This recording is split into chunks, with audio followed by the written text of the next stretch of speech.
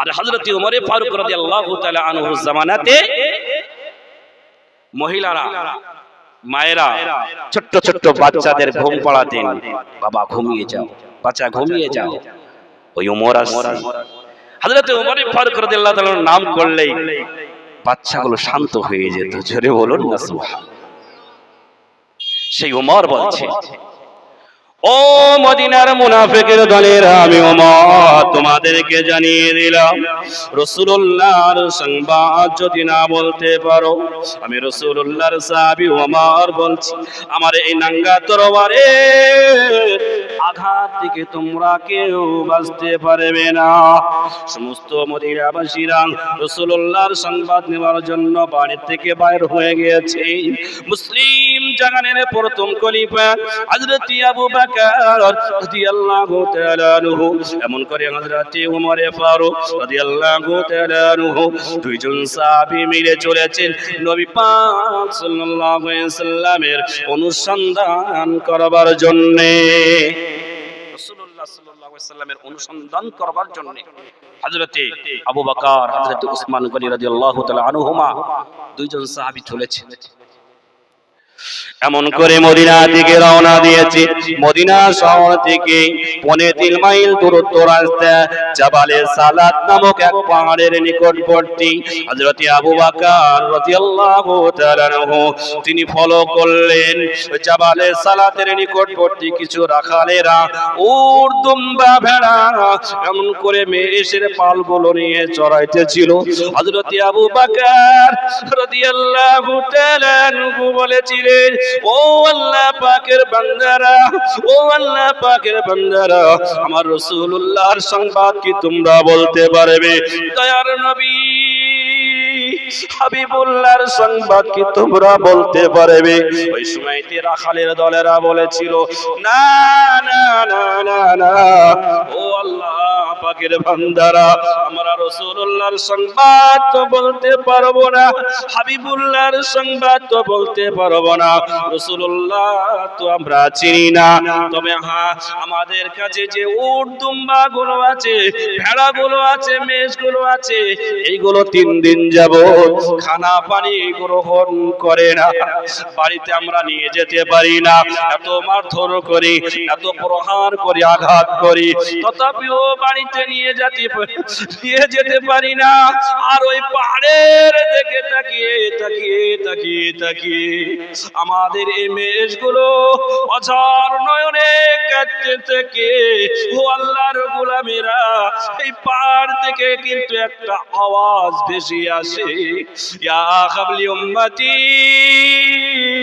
ইয়া কাবলি উম্মতি, এই আওয়াজটা ভেসে আসে। হযরত আবু বকর রাদিয়াল্লাহু তাআলা আনহু তিনি আর বুঝতে বাকি রইলেন না, সঙ্গে সঙ্গে বললেন, ও ভাই ওমর, ও ভাই ওমর, প্রিয় নবী ছাড়া আর কেউ নাই, দয়ার নবী ছাড়া আর কেউ নাই। আমাদের নবী আজ ওই পাহাড়ের গুহাতে গিয়ে আমার যা মনে হয় তিনি সিজদায় পড়ে তামাম উম্মতের জন্য ক্রন্দন করেন। হযরত আবু বকর, হযরত ওমর ফারুক রাদিয়াল্লাহু তাআলা আনহুমা গুটি গুটি গুটি গুটি গুটি গুটি গুটি পায় পাহাড়ের চূড়ার উপরে উঠলে দেখলে নবী আমার গুহার ভিতরে সিজদায় পতিত হয়ে তামাম উম্মতের জন্য কাঁদেন, গুনাহগার উম্মতের জন্য কাঁদেন, আর সিজদায় পড়ে আল্লাহর দরবারে বলে, ও রব্বুল আলামিন, ও রব্বুল আলামিন, আল্লাহ তাআলা আমার গুনাহগার উম্মতের কি উপায় হবে, আমার গুনাহগার উম্মতের কি অবস্থা হবে? আমার নবী, আপনার নবী সিজদায় পড়ে ক্রন্দন করেন। এমত অবস্থায় হযরত আবু বকর সিদ্দিক রাদিয়াল্লাহু তাআলা আনহু তিনি বলেন, ইয়া রাসূলুল্লাহ গে, ইয়া হাবিবাল্লাহ হুজুর, আমি আবু বকর এসেছি। ইয়া রাসূলুল্লাহ গে, যে আবু বকর বাল্যকালের বন্ধু, যে আবু বকর আপনার সফরের সাথী, যে আবু বকর 6 মাস পর্যন্ত আপনার জন্য দরজায় দাঁড়িয়ে দাঁড়িয়ে দাঁড়িয়ে দাঁড়িয়ে অপেক্ষা করেছিল, সে আবু বকর এসেছি। যে আবু বকর গারে হিরার বন্ধু, ইয়া রাসূলুল্লাহ গে, ইয়া হাবিবাল্লাহ হুজুর, যে আবু বকর গারে সোরের বন্ধু, সে আবু বকর এসেছি। ইয়া রাসূলুল্লাহ, আপনি যে উম্মতানির জন্য কাঁদেন, আর কাঁদতে হবে না, আর কাঁদতে হবে না।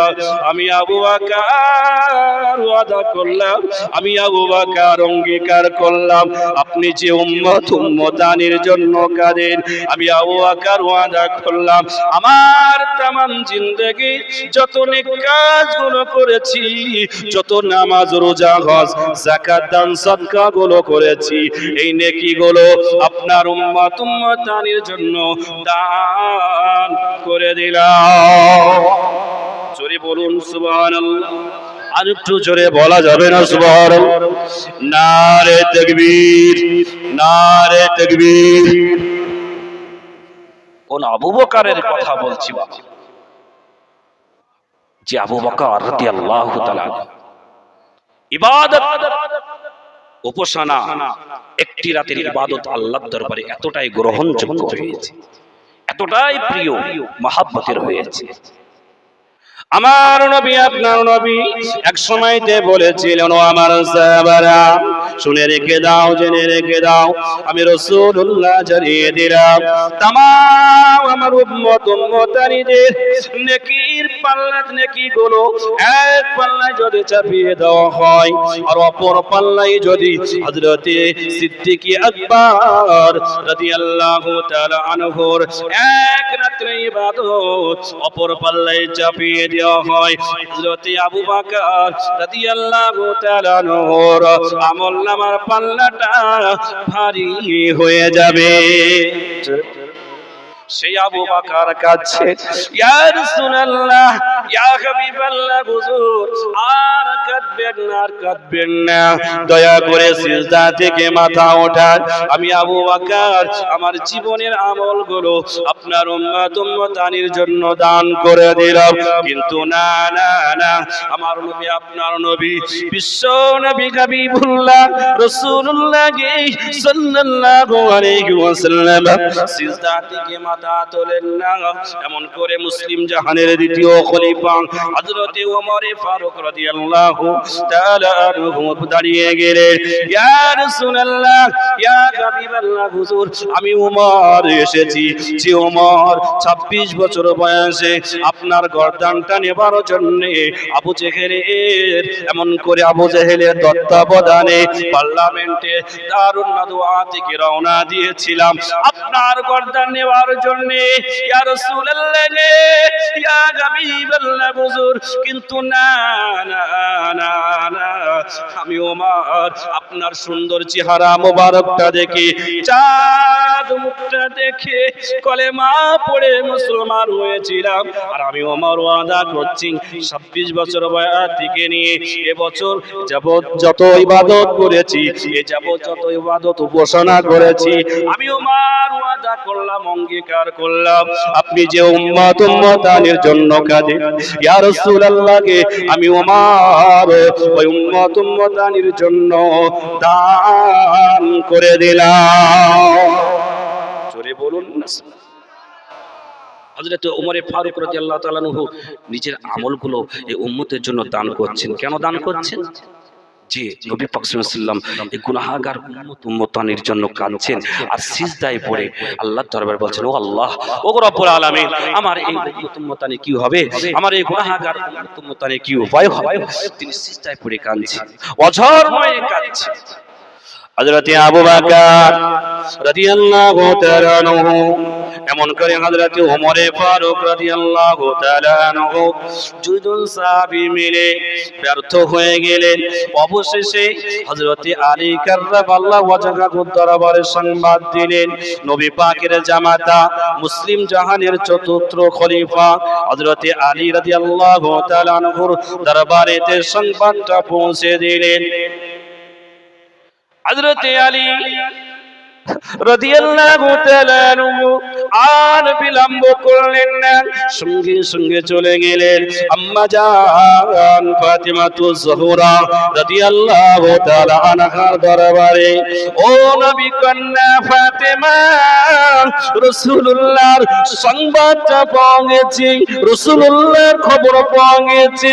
মদিনা থেকে পৌনে 3 মাইল দূরত্ব রাস্তা জাবালে সালাত নামক পাহাড়ে নবী আমার সিজদায় পড়ে তামাম উম্মতানির জন্য কাঁদেন আর বলতে থাকেন, ও রব্বুল আলামিন আল্লাহ তাআলা, আমার গুনাহগার উম্মতানির কি উপায় হবে? আম্মা জান ফাতেমাতু জোহরা এমন করে জান্নাতের সরদারিনী মা ফাতেমা এ সংবাদ পাওয়াতে বললেন, ও ইমাম হাসান, ও ইমাম হুসাইন রাদিয়াল্লাহু তাআলা আনহুমা, নবী পাকের সংবাদ পাওয়া গেছে, চলো চলো চলো চলো। তৎক্ষণাৎ সঙ্গে সঙ্গে ইমাম হাসান ইমাম হুসাইন রাদিয়াল্লাহু তাআলা আনহুমা, যিনি হবেন জান্নাতের যুবকদের সরদার রাসূলুল্লাহর কন্যা ফাতিমা, একথা বলাতে মায়ের সঙ্গে দৌড়ে দৌড়ে দৌড়ে দৌড়ে দৌড়ে জাবালে সালাতে নামক ওই পাহাড়ের কাছে পৌঁছে গেলে। কোথায় পৌঁছালেন বাপ? ওই জাবালে সালাত নামক পাহাড়ে, যে জায়গাতে নবী আমার সিজদায় পড়ে কাঁদছেন। আম্মা জান ফাতিমাতুজ জোহরা রাদিয়াল্লাহু তাআলা আনহা কেঁদেছিলেন, বলেছিলেন, ইয়া রাসূলুল্লাহ গে, ইয়া হাবিবাল্লাহ, হুজুর সিজদা থেকে মাথা তুলুন, আমি ফাতেমা এসেছি। যখন আপনি বাড়ি থেকে রওনা দিতেন ওই সময়টা আমি ফাতেমা আমার কাছে বলে যেতেন, মা জননী, ও মা জননী ফাতেমা, আজ আমি সফরে যাচ্ছি। ইয়া রাসূলুল্লাহ, সফর থেকে বাড়িতে আসবার পরে আমি ফাতেমা আমার সঙ্গে সাক্ষাৎ করতেন, আমার সঙ্গে দেখা করতেন। আজ 3 দিন যাবত আপনার সংবাদ পাওয়া যায় না। মদিনার সমস্ত মানুষেরা কাঁদতে কাঁদতে বেহুশ হয়ে যায়, আমি ফাতিমা 3 দিন খানা পানি গ্রহণ করি না। ইয়া রাসূলুল্লাহ, ইয়া হাবিবাল্লাহ, হুজুর আপনি সিজদা থেকে মাথা তুলুন, মাথা তুলুন। যে উম্মতানির জন্য আপনি কাঁদেন, এত বিভোর হয়ে পড়েছেন, আল্লাহর দরবারে ক্রন্দন করেন। আমি ফাতিমা এসেছি, আমার জীবনের আমলগুলো, নেক আমলগুলো আপনার উম্মতানির জন্য দান করে দিলাম। আর একটু জোরে বলা যাবে না সুবহানাল্লাহ? নারে তাকবীর। আম্মা জান ফাতিমাতুজ জোহরা রাদিয়াল্লাহু তাআলা আনহা তিনার জীবনের নেক আমলগুলো দান করলেন কাদের জন্য? নবী পাক সাল্লাল্লাহু আলাইহি ওয়াসাল্লামের উম্মতানির জন্য, আমাদের জন্য, ঠিক কি না? ইমাম হাসান হুসাইন কেঁদে কাঁদতে থাকে, এমন করে আম্মা জান ফাতেমাতুজ জোহরা কাঁদতে থাকে, আলী কাররামাল্লাহু ওয়াজহাহু কাঁদতে থাকে, হযরত আবু বকর, হযরত ওমর, সমস্ত সাহাবা কিরাম গুলো কাঁদতে থাকে। আমার নবী পাক সিজদায় পতিত হয়ে আল্লাহর দরবারে ক্রন্দন করে। আমার আল্লাহর মতো অবস্থায় জিবরিল আমিন আলাইহিস সালাতু ওয়াস সালামকে পাঠিয়ে দিলে, ও ফেরেশতা জিবরাইল, যাও যাও যাও, আমি আল্লাহ রাব্বুল আলামিন আমার হাবিবের কান্না আমি আল্লাহ সইতে পারি না। ও জিবরাইল, খাতুনে জান্নাত ফাতেমাতুজ জোহরা রাদিয়াল্লাহু তাআলা আনহার কান্না আমি আল্লাহ আর সইতে পারি না। ও জিবরাইল, যাও যাও যাও, জান্নাতের যুবক ইমাম হাসান হুসাইন রাদিয়াল্লাহু তাআলা আনহুমা তিনারা নবী পাকের জন্য কাঁদতে থাকেন। আমি আল্লাহ আর সহ্য করতে পারি না। ও জিবরাইল, আমার নবী পাকের দরবারে এই সংবাদটা পৌঁছে দাও। হযরতে জিবরিল আমিন নবী পাকের দরবারে আসলেন, সালাম জানালেন, আসসালামু আলাইকুম ইয়া রাসূলুল্লাহ, আসসালামু আলাইকুম ইয়া হাবিবাল্লাহ। হুজুর, আর ক্রন্দন করবেন না, আর কান্না করবেন না, সিজদা থেকে মাথাটা উঠান, সিজদা থেকে মাথাটা তুলুন। আমার নবী পাক সিজদা থেকে তখনও মাথা তোলেন না। জিবরিল আমিন বলেন, ইয়া রাসূলুল্লাহ, আল্লাহ রাব্বুল আলামিন আমাকে পাঠিয়েছেন আপনার জন্য, আপনার উম্মতের জন্য শুভ সংবাদ দিয়ে পাঠিয়েছেন। আমার আল্লাহ বলেছেন, কিয়ামতের দিবসের দিনে, কঠিন সময়ে, মুসিবতের সময়ে আপনাকে না জানিয়ে একটা গুনাহগার উম্মতানিদেরকে আমার আল্লাহ জাহান্নামে দেবেন না। জোরে বলুন, আর একটু জোরে বলা যাবে না সুবহানাল্লাহ? নারে তাকবীর। সেই নবীর জীবনী আমরা শুনি, নবী পাকের আদর্শে আদর্শিত যদি আমি আপনি না হতে পারি, আবারও উম্মত বলে দাবি করি যে আমি একজন নবীর উম্মত। উম্মত মানে অনুসারী, আর নবীর উম্মত বলে দাবি করি আমরা অনুসারী, নবী পাকের না হয়ে শয়তানের অনুকরণ করে থাকি। আবারও বলে আনা মিনাল মুসলিমিন, আমি একজন মুসলমানদের মধ্যে একজন। তাহলে বলুন, মুখে এক অন্তরে আর এক, এটা কিসের নমুনা, কিসের নিদর্শন? একবার ভেবে দেখলে বোঝা যাবে। আমার নবী পাক সাল্লাল্লাহু আলাইহি সাল্লাম বললেন, মুনাফিকের 3টি অথবা 4টি আলামত বা নিশানা আছে। তার মধ্যে নাম্বার 1 আল্লাহ রাসূল বলছেন, আয়াতুল মুনাফিক সালাসুন, মুনাফিকের আলামত বা নিশানা চিহ্ন হলো 3টি। এই হাদিসের ভিতরে বর্ণনা করেছে, ইদা হাদাসা কাযাবা, নাম্বার 1 বললেন যখন সে কথা বলবে কথায় কথায় মিথ্যা কথা বলবে। ওয়াইদা ওয়াদা আখলাফা, আর যখন সে ওয়াদা করবে, ওয়াদাটা কি করবে বা ভঙ্গ করবে। ওয়াইদা তুমিনা খানা, আমানতের মাল খেয়ানত করবে। যদি কোনো মানুষকে আমানত দেওয়া হয়, যে টাকা দেওয়া হয়, যে অর্থ দেওয়া হয়, যে জিনিসগুলো দেওয়া হয়, ঠিক তদ্রূপ ভাবে তাকে পৌঁছানো বা পৌঁছে দেওয়া, এটা হচ্ছে আমানতদারি বা আমানতের খেয়ানত করা নয়। আর যখনই আমি তখন উল্টো পাল্টা করে দিই, সেটা হয়ে যাবে আমানতের খেয়ানত। আরেকটা ভিতরে আছে, সেটা হলো কথায় কথায় গালিগালাজ করা। এই 4খানা পয়েন্ট আছে। যদি আমি আপনি নবী পাকের উম্মত বলে দাবি করি আর নবীর আদর্শে আদর্শিত না হতে পারি, তাহলে নবীর উম্মত বলে দাবি করলে আল্লাহর দরবারে কৈফিয়ত দিতে হবে না? বাবা, অবশ্যই দিতে হবে। তার নবী পাক সাল্লাল্লাহু আলাইহি সাল্লাম কি রেখে গেলেন আর কি দিয়ে গেলেন, একবার আমি আপনি চিন্তা করলে বুঝতে পারবেন। আমার আপনার নবী, বিশ্ব নবী রাসূলুল্লাহ সাল্লাল্লাহু আলাইহি ওয়াসাল্লাম বলেছেন, মান ক্বারাআল কুরআনা ফাস্তাযহারাহু ওয়া হাল্লা হালালাহু ওয়া হাররামা হারামাহু আদখালাহুল জান্নাহ ওয়া শাফা'ু আশরাতিন মিন আহলিহি বাইতিহি কুল্লুহুম ক্বাদ ওয়াজাবাত লাহুন নার। আমার নবী, আপনার নবী, বিশ্ব নবী রাসূলুল্লাহ সাল্লাল্লাহু আলাইহি সাল্লাম বলেছেন, মান ক্বারাআল কুরআনা ফাস্তাযহারাহু ওয়া হাল্লা হালালাহু ওয়া হাররামা হারামাহু, যে ব্যক্তি কোরআনকে পড়লো, কোরআনকে মুখস্থ করলো, কোরআনের বিধান মেনে চললো, হালালকে হালাল বলে মানলো, হারামকে হারাম বলে গ্রহণ করলো, আমার রাসূল বললেন ফাদাখালাল জান্নাহ, আমার আল্লাহ তাআলা ওই বান্দা বান্দিকে আমার আল্লাহ তাআলা দয়াময়, দয়া করে তাদেরকে দয়ার জান্নাত নসিব করে দেবে। কাদের? আল্লাহ রাসূল বলছেন যে কোরআনের বিধানকে মেনে নিল, কোরআনকে পড়লো, কোরআন মুখস্থ করলো, হালালকে হালাল বলে জানলো, হারামকে হারাম বলে মানলো, ফাদাখালাল জান্নাহ, আমার নবী পাক বলছেন তার জন্য আমার আল্লাহ তাআলা দয়ার জান্নাত নসিব করে দিবেন। জোরে বলুন সুবহানাল্লাহ।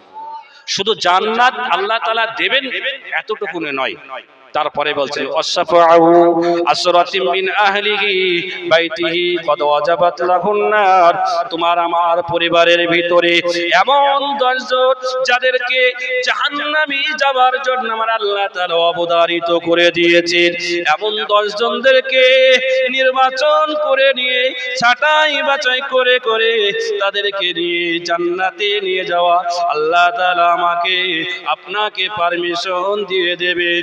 জোরে বলুন না সুবহানাল্লাহ। যদি আমি আপনি ন্যায়ের প্রতি থাকি, অন্যায়ের প্রতি নাই, বুঝতে পারছেন? এটা 2024 সাল পড়েছে নাকি বাপ? জানুয়ারি মাসে আজকে কত তারিখ? 20 তারিখ তো নাকি? জি। তো আমার যুবক জওয়ানেরা, আমাদের ঘরের ছেলেরা মেয়েরা সকলে কি করছেন? পিকনিক করছেন না করছেন না? কথা বলেন বা করছে। এই বিদ্যা কোথার থেকে নিয়েছেন? এই তত্ত্ব কোথার থেকে নিয়েছেন? আমার রাসূলুল্লাহ নিষেধ করে? অবশ্যই নিষেধ করেছে। মুসলমানের বাচ্চাদের যত বলি না কেন ততই মনে করে যে এ তো মাওলানার মুখদের থেকে আমরা শুনে শুনে মুখস্থ হয়ে গেছে। বাবা যত করবে চালাকি পরে বুঝবে জ্বালাকি।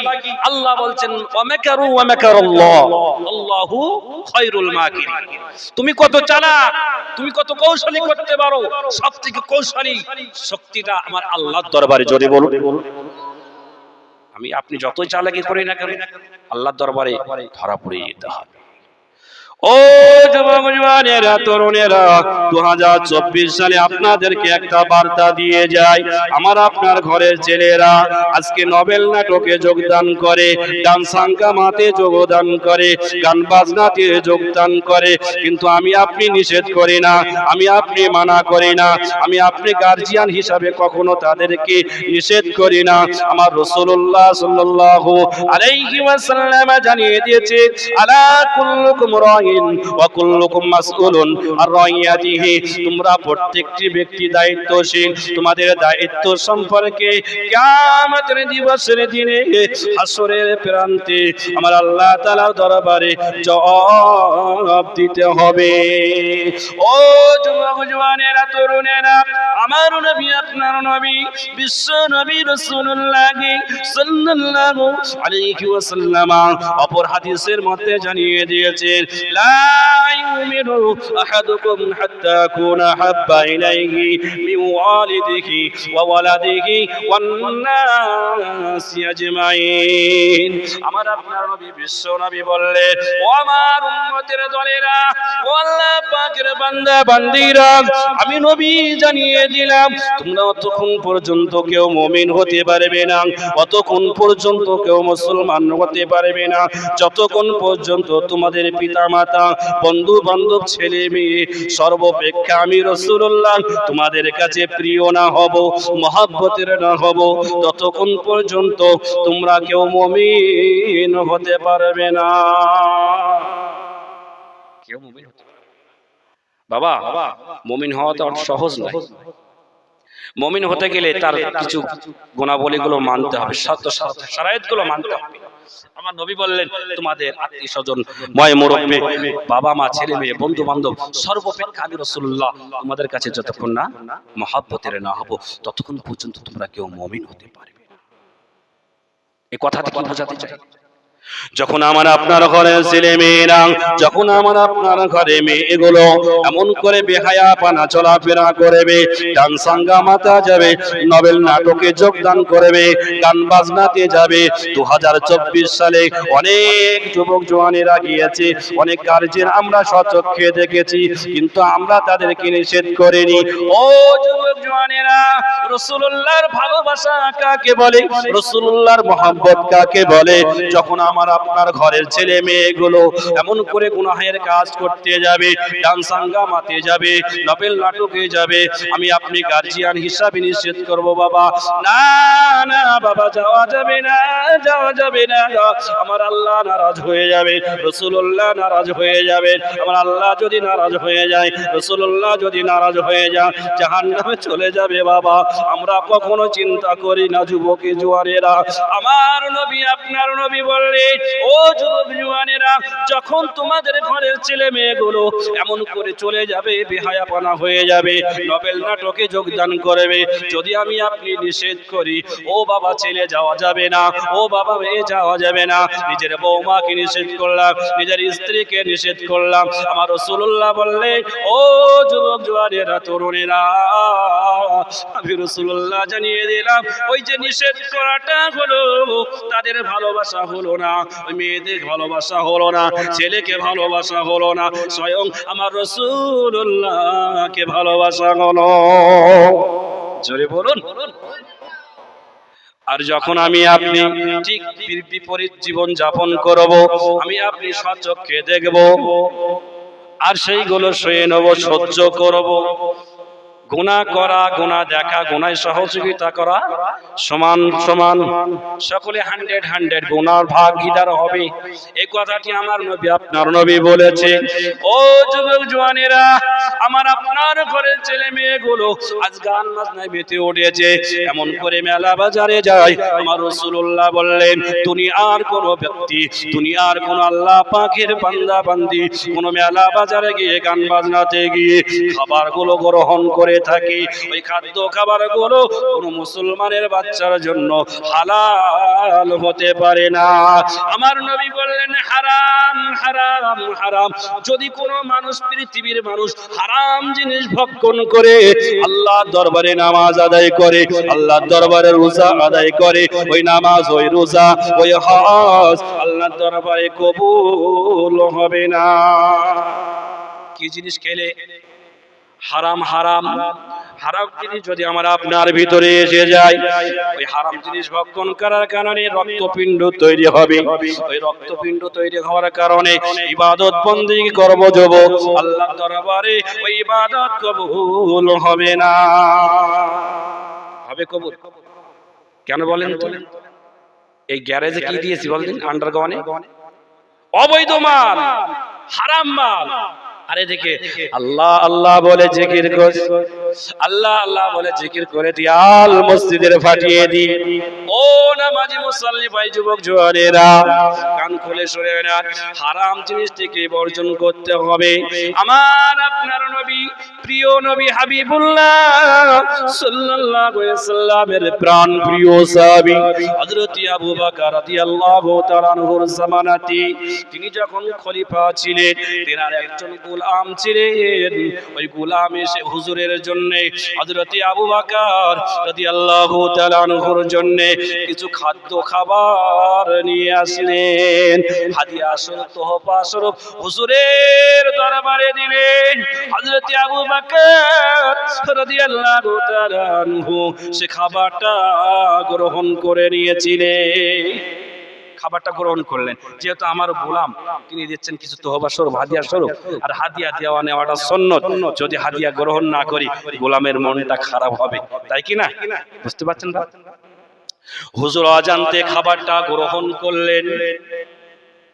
এমন করে হযরত আবু বকর রাদিয়াল্লাহু তাআলা আনহু বললেন, ও আল্লাহর বান্দারে, আমার জন্য যে খাবারটা দিয়েছো বাবা, এই খাবারটা তুমি কোথা থেকে সংগ্রহ করেছো?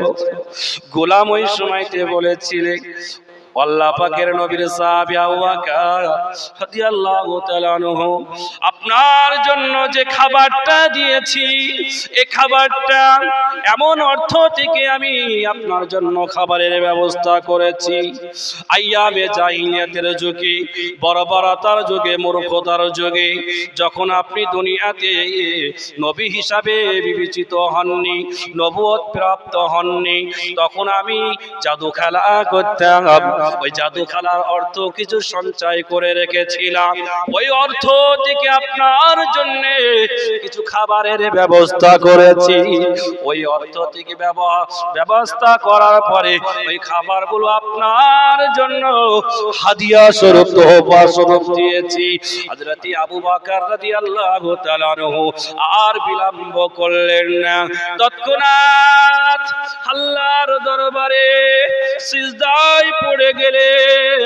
ও রব্বুল আলামিন আল্লাহ তাআলা, আমি আবু বকর অজান্তে এমন একটা খাবার খেয়েছি যে খাবারটা আমি আবু বকর আমার জন্য বৈধ ছিল না।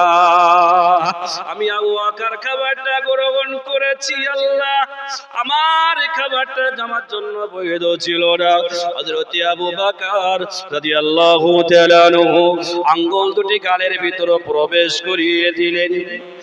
গলার ভিতর আঙুল যখন প্রবেশ করিয়ে দিলেন, পেটের খাবারগুলো সব বার করে দিলেন। আল্লাহ দরবারে ক্রন্দন করলেন, আল্লাহ দরবারে রোনাজারি করলেন আর বললেন, ও রব্বুল আলামিন, আমি অজান্তে এমন একটা খাবার গ্রহণ করেছি আল্লাহ, এই খাবার গ্রহণ করাতে আমার মাথায় যেন পাহাড় চেপেছে। মাবুদ আল্লাহ, আমার এই অন্যায়টাকে ক্ষমা করে দিন, মাফ করে দিন। হযরত আবু বকর রাদিয়াল্লাহু তাআলা আনহু আল্লাহর দরবারে সিজদায় পড়ে কেঁদেছে। আমার আল্লাহ তিনার সিজদাকে কবুল করেছে, তিনার তওবাটাকে কবুল করেছে। হযরত আবু বকর তিনি পরক্ষণে দেখলেন তিনার শরীরটা ঘামে ঘরমুক্ত হয়ে গেছে, তিনার শরীরটা হালকা হয়ে গেছে। হযরত আবু বকর রাদিয়াল্লাহু তাআলা আনহু এত অনুনয় বিনয় করে অনুতপ্ত হয়ে আল্লাহর দরবারে সিজদায় পড়ে ক্রন্দন করলেন। কেবলমাত্র একটা খাবার গ্রহণ করেছে, যে খাবারটা তিনার জন্য বৈধ ছিল না। আমি আপনি মুসলমান, একবার চিন্তা করে দেখি আমার আপনার পেটের ভিতরে কত হারাম মাল, কত হারাম বস্তু পেটের ভিতরে ঢুকিয়েছি। আমরা যদি ফলো করে দেখি তাম পৃথিবীর জমিনে যারা এমন করে বিভিন্ন পদে আছে, বিভিন্ন জায়গাতে আছে, তারা এমন করে পূজা দেয় যে হকগুলো তারা নষ্ট করছে কি করছে না? ভয় করছেন? এ বাবা, ভয় করছেন? যাদের ভয় করেন তাহলে দোয়া করে ছেড়ে দিন। না না, দোয়া করবো না। আচ্ছা, তাহলে ফলো করে দেখুন যে তাম পৃথিবীতে একই ক্যাটাগরি প্রজাদের যে হক, প্রজাদের যে হক ছিল সে হকটা দেওয়া হয় না, বুঝিয়ে দেওয়া হয় না। দেওয়া হয় না, পঙ্খ না পঙ্খ কয়জন আছে দেখবেন তন্ন তন্ন করে মুখে দাঁড়িয়ে আছে, মাথায় টুপি আছে, গায়ে আলকেল্লা জামা আছে। ও বাবাজিরা আমার, তাদের দিকে যদি একবার ফলো করে দেখি দেখা যাবে তারা হারাম মালে জড়িত হয়েছে। বর্তমান 2024 সালে আরেকটা জিনিস বেরিয়েছে, সেটা হলো প্রত্যেকটা গ্রামে গ্রামে মহিলাদেরকে 10 জন করে একটা সংগঠন তৈরি করেছে। করে না করে নাই? কিসের জন্য করেছে? জান্নাতে যাওয়ার জন্য নাকি? কিসের জন্য করেছে? সমিতি সমিতি সমিতি। আজীবন শুনে আসলাম স্বনির্ভর গোষ্ঠী নামক একটা সমিতি, মহিলা সমিতি, যে সমিতি মহিলারা যোগদান করেছে। আজ বর্তমান যারা করে না তাদেরকে হুঙ্কার দেওয়া হচ্ছে, তাদেরকে সাবধান করা হচ্ছে, যদি তোমরা এমন করে এর সঙ্গে যুক্ত না হও তোমাদেরকে আইডেন্টি কার্ড, তোমাদের এমন করে রেশন কার্ড, তোমাদের লক্ষ্মীর ভান্ডার কিছুই থাকবে না। না না যুবক, হাতে ধরে বলি, পায়ে ধরে বলি, আইডেন্টি কার্ডের কোনো প্রয়োজন হবে না, রেশন কার্ডের কোনো প্রয়োজন হবে না, লক্ষ্মী ভান্ডারের কোনো প্রয়োজন হবে না। আজীবন ছিল না আমার আপনার, কি চলেনি? চলেনি? কথা বলেন, চলেছে কি চলেনি? আজকে আমরা কিছু বিনিময়ে আমি আপনি মুসলমান ঈমানটা বিনষ্ট করে চলেছি। আমার আপনার নবী, বিশ্ব নবী সাল্লাল্লাহু আলাইহি ওয়াসাল্লাম আজ থেকে প্রায় ১৫০০ বছর পূর্বে জানিয়ে দিয়েছে আখিরি জামানায়, শেষ জামানায় এমন একটা মুহূর্ত আসবে, এমন একটা সময় আসবে যে সময়ে আমার এক শ্রেণীর উম্মত কিভাবে তাদের ঈমানটা বিনষ্ট হয়ে যাবে অনুভব করতে পারবে না। ও যুবক জওয়ানেরা, আমার নবী বললেন ঈমানটা বাঁচাবার জন্য এত কঠিন হয়ে যাবে, এত কঠিন হয়ে যাবে, আগুনের টুকরাটা ওই বান্দা বান্দির জন্য হাতে নেওয়াটা সহজ হয়ে যাবে, কিন্তু ঈমান বাঁচাটা বড় কঠিন হয়ে যাবে। কে বলেছেন কথাটি? আল্লাহ রাসূল সাল্লাল্লাহু আলাইহি ওয়াসাল্লাম বলেছেন আখির জামানা, শেষ জামানায় এমন একটা সময় আসবে বান্দাদের ঈমানটা বাঁচাবার খুব কঠিন হয়ে যাবে। সারা জীবন ওয়াজ শুনে আসলাম, আমার আল্লাহ রাব্বুল আলামিন এমন করে জানিয়ে দিয়েছে সুদকে হারাম করেছেন, ব্যবসাকে হালাল করেছেন, করেছেন না করেননি? সারা জীবন ওয়াজ শুনলাম, 1 টাকা পরিমাণের যদি সুদ খাওয়া হয়, বাবা সুদের কথা বললে আমার ওয়াজ বন্ধ হয় না তো? মনে হয় হয়ে যাবে বাবা রে, মুশকিল। আমি এক জায়গায় ওয়াজ করে যে নেমেছি, মদের বিষয়ে ওয়াজ করেছি, হুজুর আপনি মদের বিষয়ে ওয়াজ করলেন, এত ওয়াজ, আল্লাহু আকবার। আমি কেন বাবাজি এত এত কেন আপনার পিড়াপিড়ি কেন? তো বলছে যে দেখেন আপনার কাছে মনে কেউ বলেছে যে আমি মদ খাই, বুঝতে পারছেন? যে যা কাজ করে সেটাই চিন্তা ভাবনা করে, বুঝতে পারছেন না বাবা? যে কথা বলছিলাম, আমার নবী, আপনার নবী, বিশ্ব নবী রাসূলুল্লাহ সাল্লাল্লাহু আলাইহি ওয়াসাল্লাম তিনি বলেছেন সুদকে হারাম করেছেন। কেন কেন সুদকে হারাম করলেন কেন? সুদ এমন একটা পন্থা, গরিবকে শোষণ করা হয়, গরিবদেরকে শোষণ করা হয়, আর বড় লোকদেরকে অর্থ বৃদ্ধি করা হয়। আর যাকাত এমন একটা পন্থা আমার আল্লাহ তাআলা দিয়েছে, গরিবদেরকে সহায়তা করা হয়, এমন করে গরিবের সহযোগিতা করা হয়, জোরে বলা যাবে না সুবহানাল্লাহ। কিন্তু শয়তান করেছে সুদ ভিত্তিক ব্যবস্থা, আমার আল্লাহ করেছে যাকাত ভিত্তিক ব্যবস্থা। আমার আল্লাহ পাকের পাগলেরা যদি এক আল্লাহকে আল্লাহ বলে মেনে নাও, এক আল্লাহ তাআলা স্রষ্টা বলে যদি মেনে নাও, আল্লাহ তাআলাকে সাক্ষী রেখে বলো আজ থেকে আমি তওবা করে নিচ্ছি, আর কোনোদিন সুদ গ্রহণ করব না। বসিরাটে আল্লামা রুহুল আমিন সাহেব ফতোয়ার কিতাবের ভিতরে, ফতোয়া আমিনের ভিতরে লিখেছেন, আল্লামা রুহুল আমিন সাহেব বর্ণনা করে যদি কোনো মানুষ 1 টাকা পরিমাণের সুদ গ্রহণ করে থাকে, ওই ব্যক্তি যেন নিজের মায়ের সঙ্গে 1 নয় 2 নয় 70 না 36, বলেন বলেন 36 বার জিনা করার সমতুল্য, জোরে বলা যাবে না নাউজুবিল্লাহ। ওয়াজ শুনবো কানে কানে, এক কান দিয়ে শুনবো অপর কান দিয়ে বার করে দেব, এটা নয় ভাইজান। ও যুবক জওয়ানেরা, তরুণেরা, আজ ঘরে ঘরে জিনা ব্যভিচারী যদি আমরা করে থাকি, কিয়ামতের দিবসের দিনে হাসরের প্রান্তে আল্লাহ দরবারে কোন মুখ নিয়ে দণ্ডায়মান হব, কোন মুখ নিয়ে আমি আপনি আল্লাহর দরবারে দাঁড়াবো? কিন্তু না না না না, আমার নবী, আপনার নবী, বিশ্ব নবী জানিয়ে দিলেন দুনিয়ার জমিনে, পৃথিবীর বুকে যদি কোনো মানুষ একবার জিনা করে বসে থাকে, ওই জিনা করার পরে আমার আল্লাহ রাব্বুল আলামিন ওই ব্যক্তিকে জাহান্নামী বানিয়ে দেবেন। একদিন নাই, 2 দিন নাই, 1 সপ্তাহ নাই, 2 সপ্তাহ নয়, 1 মাস নাই, 2 মাস নয়, 1 বছর নয়, 2 বছর নয়, আমার আপনার নবী বললেন 70,000 বছর ওই জিনাকার, জিনাকারিনী পুরুষ মহিলাকে জাহান্নামের আগুনে দগ্ধ হতে হবে। কত বছর বললাম? 70 বছর। আমি আপনি জীবনে পৃথিবীর কোনো ইতিহাসে পেয়েছি কোনো মানুষ 70 বছর বেঁচেছে? না। কিন্তু 70 বছর মুখে বললাম খুব সহজ হয়ে গেল, সেই 70 বছর জাহান্নামের আগুনে দগ্ধ হবে। আমার আল্লাহ রাব্বুল আলামিন ওই জাহান্নামী এমন করে মহিলাকে, জিনাকারিনী মহিলাকে তার পেটের ভিতরে সন্তান একটা দিয়ে দিবে, যে সন্তান বড় হতে থাকবে। আর ফেরেশতা মণ্ডলীরা সন্তানের গলায় জিঞ্জির বেঁধে দেবে, শিকল বেঁধে দেবে, টানাটানি টানাটানি করতে থাকবে। কিন্তু না না না না, তার সন্তান প্রসব হবে না। সন্তান প্রসবের বেদনায় চিৎকার করতে থাকবে, আওয়াজ করতে থাকবে, যার আওয়াজে, যার চিৎকারে জাহান্নামীরা অতিষ্ঠ হয়ে যাবে।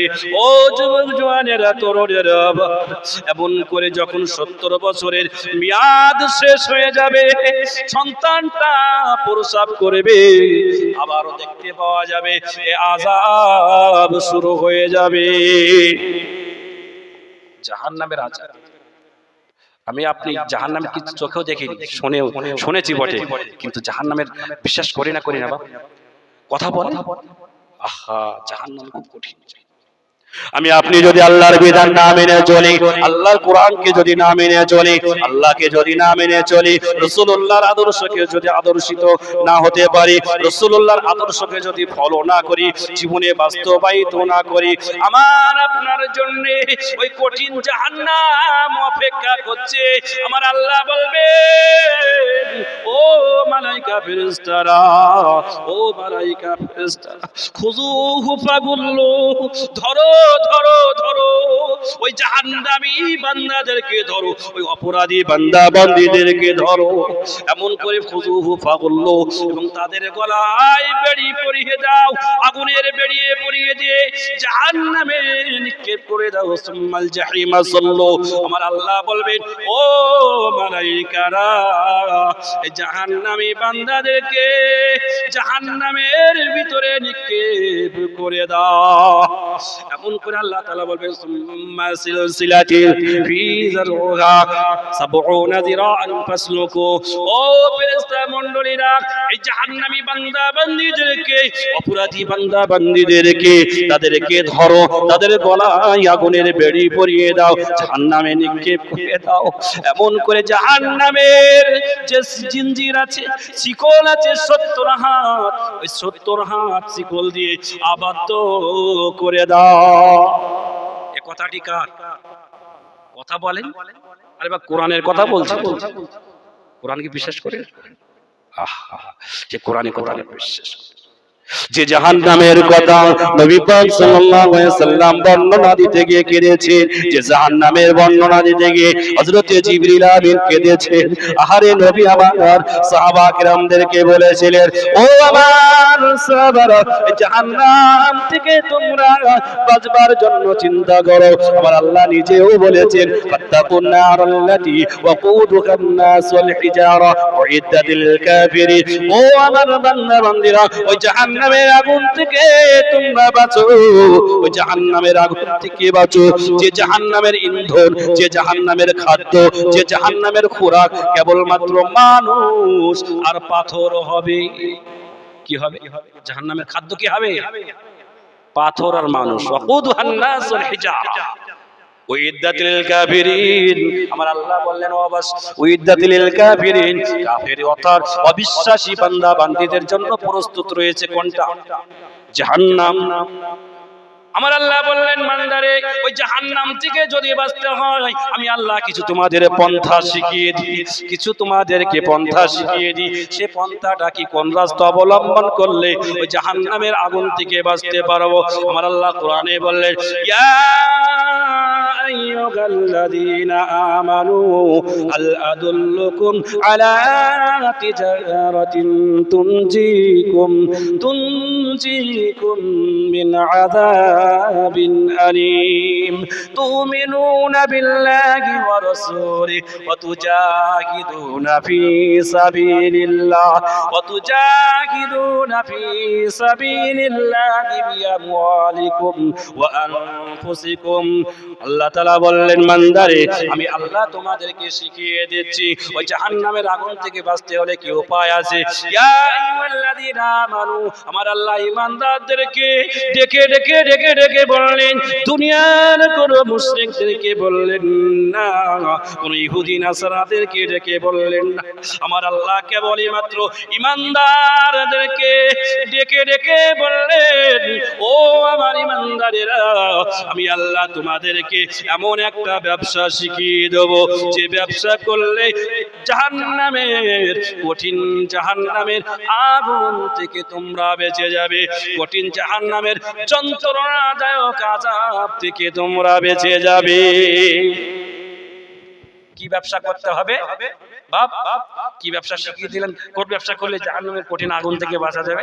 আমার আল্লাহ বলছে তুমিনুনা বিল্লাহি ওয়া রাসূলি, ও আমার বান্দা বান্দিরে আমি আল্লাহ আমার প্রতি ঈমান তোমরা নিয়ে আসো।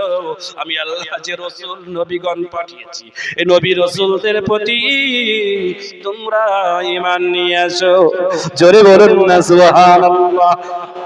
তিনখানা কর্মসূচি দিয়েছেন। তারপরের পয়েন্টে আমার আল্লাহ বললেন ওয়াতুজাহিদুনা ফি সাবিলিল্লাহি বিআমওয়ালিকুম ওয়া আনফুসিকুম, ও আমার বান্দা বান্দীরা তোমাদের জান মালের বিনিময়ে আমি আল্লাহ আমার রাস্তায় জিহাদ করো।